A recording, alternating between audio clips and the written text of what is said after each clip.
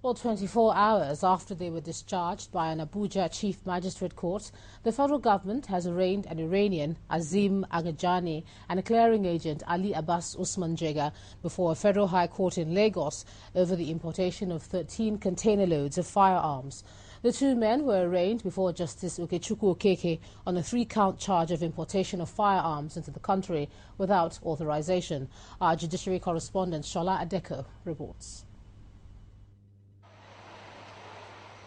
It looked like a scene from the popular Nigerian Nollywood film industry. Gunmen and a crowd of onlookers. But where are the criminals? The reality, however, is that these armed men, officials of the State Security Service (SSS), have brought these two men, an Iranian, Azim Agajani, and a clearing agent, Ali Usman Jega, to the Federal High Court, Lagos, to face charges of importation of firearms into the country, an offence punishable with a minimum of 10 years imprisonment. Their counsel called it an ambush, as they had earlier been granted bail by a high court in Abuja, the Federal Capital Territory, and even discharged before an Abuja magistrate court, after which they were promptly rearrested and brought to Lagos. Justice Okechukwu Okeke stood down the case for 30 minutes to allow the counsel to study the charges and advise his clients accordingly.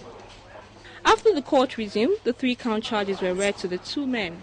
In count 1, they were alleged to have imported 13 container loads of prohibited firearms into the country on July 17, 2010, contrary to the Firearms Act, Cap F28 of 2004.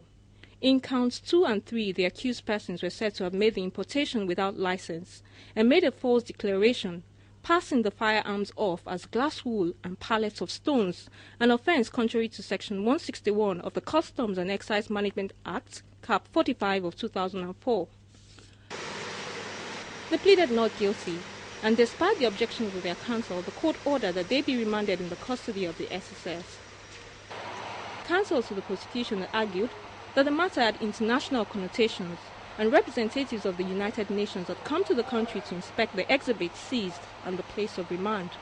The court was also told that the custody of the SSS is where the suspect could be given the kind of security the case demands, and so they returned to custody with the SSS. They will, however, be back in court on the 15th of February to face their trial. Shola Adeko, Channels Television.